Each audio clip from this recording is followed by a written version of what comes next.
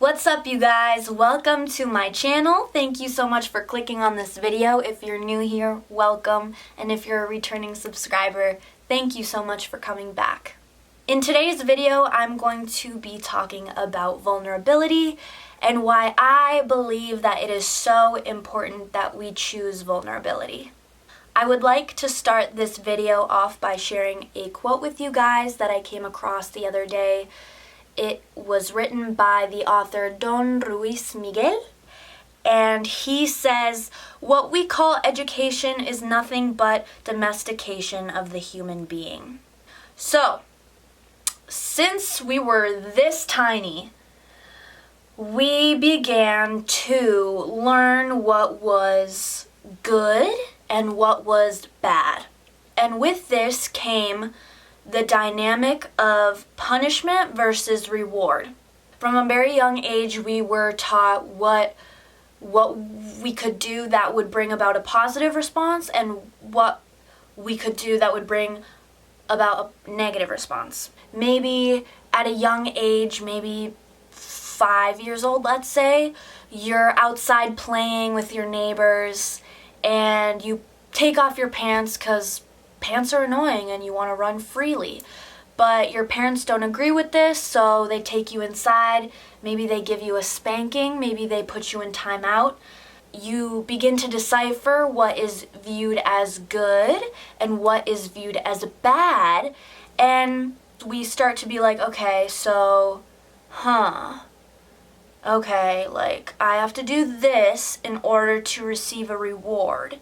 And that outlook begins to overshadow all aspects of our life, whether it be grades, trying to get boys or girls to like us, whether it be trying to make our parents proud, whether it be trying to attain the things that we know we need to get into a good college. The list goes on and on and on. But this dynamic of punishment versus reward creates a standard and an image that we cannot live up to. To believe that we have to be a certain way in order to get the goodness out of life is a very poisonous dynamic to live in. We begin to practice what we are not in order to gain the reward. So, the hot boy likes pretty girls, I need to be pretty. What do pretty girls do? What do they say? What do they act like? What do they wear? And then you begin to do all of these things in order for the cute guy to like you back. Whatever. That's just a super basic, middle school and on example. And so as we grow up, we choose the mask that we will present to the world. And sometimes more than one mask. In fact, many masks. We choose what is safe to show others, whether that be our teachers, our boss, our parents, our girlfriend or boyfriend, our friends. We kind of pick up on cues and behavior that shows us what our parents deem as worthy of a reward versus what our boyfriend or girlfriend deems as worthy of a reward. And so we try to portray this image of us that is worthy of rewards in the eyes of whoever is standing in front of us at that moment in time.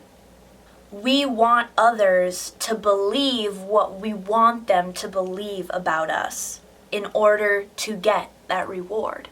And with that, I would just like to say that we cannot blame ourselves for coming to this realization, as it is a system that has been implemented in society for your parents, for their parents, for their parents, for their parents, for their parents. Literally for thousands and thousands of years, this system has been set in place. So I don't want you to be angry with yourself or feel badly that you've come to this realization. And maybe this isn't the first time you're coming to this realization and you've been aware for some time. It's not our fault. it is something that we grew into, that we grew to be a part of because of how we learned about life and the world around us and the people around us growing up. But what we can do and what we should do is choose to be not only aware of this, but also to do something about it. And the answer that I have come to resonate with the most, and the answer that I believe in the most to date as a solution to everything that we just talked about, is vulnerability. So I have come up with a list of 5 reasons to choose vulnerability and how it can become a strength and major asset in your life if applied. Okay, so number 1 on my list. So these masks that we wear, we choose to wear to protect ourselves, right? But we do this without knowing that these masks not only keep us at a comfortable distance from others, at the distance that we think we need to keep from this other person in order to still be able to receive the reward. We do this without knowing that to keep this mask on is to also restrict us. It strips us away of who we are at our core. It waters us down and it takes away our freedom. If you think of a young child, like a 3-year-old, they cry whenever they want to cry. They scream whenever they want to scream. And they do it without fear of what others will say, think, or do. They're not wearing a mask. And you can see the innocence that comes with not wearing a mask. So, number 1 is to open yourself up, because when you open yourself up, others open themselves up. And things open themselves up to you. You can't wear a mask and expect others to open themselves up to you and take their mask off if your mask is still on.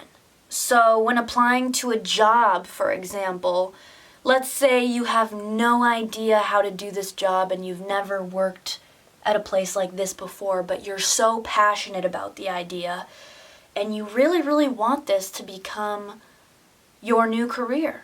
Maybe you express to them how important this is to you and how much you've been dreaming of this opportunity. Maybe that's what lands you the job. It's a matter of the beauty that comes from opening yourself up to others. This example can also be found in making a new friend. Maybe you guys haven't gotten to the point where you guys talk about your darkest depths and like the scary things and the horrible things you've done, right? But once one of the friends chooses to open up about that darkness or about that part of their life that they don't share with a lot of other people, once they do share, that kind of inspires you to share, right? Take off the mask so that others can see you without a mask, which is such a beautiful thing. And not only that, but in taking that mask off, others will take off their mask. And then guys can hang out without your masks on. And that is a beautiful, beautiful thing. Number 2 is that being vulnerable makes you a better communicator in all areas of life. Because most people know how to small talk and they know how to state the facts, but not a lot of people know how to articulate their feelings and their emotions. And it is a skill that comes with practice and with time, but once you do get really comfortable and good at sharing what's going on in here and up here, that is what is going to help you create and maintain healthy relationships. Number 3 is that being vulnerable is an act of bravery. And it is an act of bravery because we live in a world that is so conditioned, so rehearsed, and so hardened that to go against that grain and choose to be soft in a world that is really hard is an act of bravery. And just think of a time when you really wished that somebody would just open up with you and be honest and real with you. Whether that be, like a friend that was struggling with mental health issues or whatever else. And maybe you showed a helping hand and you wanted to help them and they just weren't really budging, And yes, maybe this would have been incredibly hard for this friend to open up about their mental health or whatever it is that they're struggling with.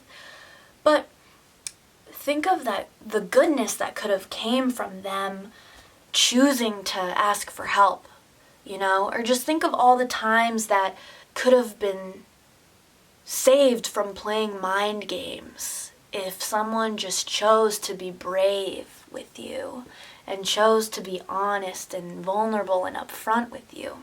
Number 4 is that it is the innate human instinct to practice self-expression. We see it everywhere. We see it in making music, dancing, theater, acting, songwriting. These are all activities that people do very regularly to practice self-expression. And being vulnerable is the very most basic level of self-expression. Being able to say, I feel this way because of this, or I am so in love with you, you make my heart melt.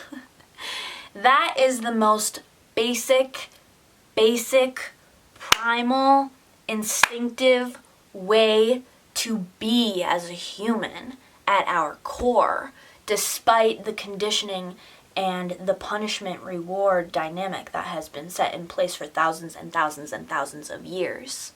And quite frankly, saying how you feel and meaning what you say is one of the healthiest releases in the world. Just like taking a shit, sneezing, farting, blowing your nose, anything that you feel like you just need to let go of in order to feel better. Saying how you feel and meaning what you say is just like taking a shit. And so when you hold that in, it's not going to feel very good, is it? No, it's not. So, let it out, man. Let it out. And number 5 is that keeping things to yourself usually comes from fear of being misunderstood or feeling alone in those feelings. But it's funny because I think that in keeping those things to yourself, you are doing exactly what needs to be done in order to get exactly what you're afraid of. Does that make sense? So in not sharing what's inside of you with the world, you are in fact choosing to be alone in those sentiments, whether it be happiness or sadness or anger. If I'm happy but I'm not acting like it, no one's gonna know, and no one's gonna revel in that happiness with me if I don't invite them to do so. If I'm sad, really sad, and I need a hug, but I'm not opening up to anyone about it and I'm not asking for a hug, nobody's gonna know to give me a hug.